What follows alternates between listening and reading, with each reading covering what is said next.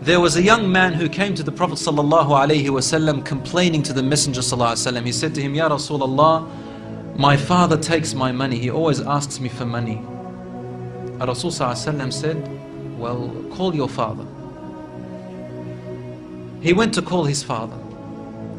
Jibreel alayhi salam came to the Prophet ﷺ in that time. And he said to him, Rasulullah, when the father comes to you, ask him, what were you saying in secret on your way here?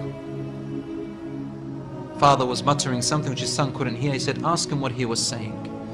When the father approached the Rasul ﷺ, asked him, is it true what your son is saying? The father said, Ya Rasulullah, if he only knew what I'm using his money for anyway. I'm using it to look after his poor auntie. She is left without anybody. Where else am I putting it? Only in places where I have to. Using it towards his family. The Prophet ﷺ said, look, I want to ask you a question. Tell me about what you were saying in secret when you were coming towards me here. The father looked at the Prophet ﷺ and said, I made some verses of poetry. Rasul ﷺ said, please say them to me. And he said, oh son, I nourished you when you were a baby. And I looked after you in care as you grew up until you became an adolescent.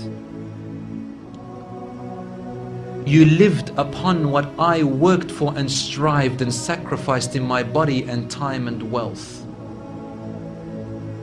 so that you may live healthy.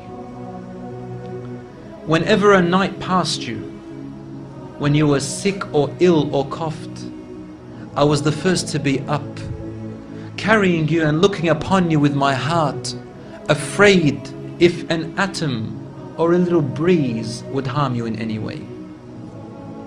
I could not sleep while seeing you sick until you slept, and then I slept.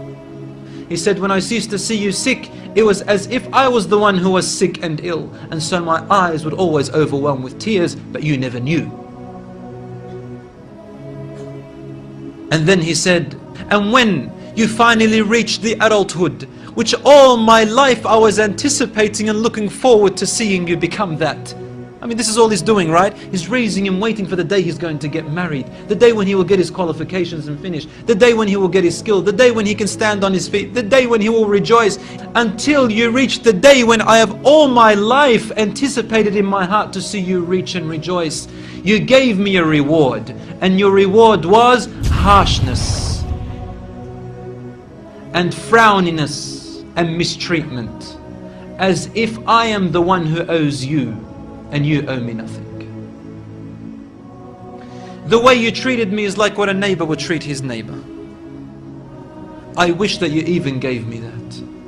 Al-Rasul ﷺ, he looked up at the father, and the father looked at him, and the Prophet ﷺ's beard was soaked with tears. From his emotion, Al-Rasul ﷺ grabbed the boy from his chest. He shook him and said to him, you and everything you own belongs to your father.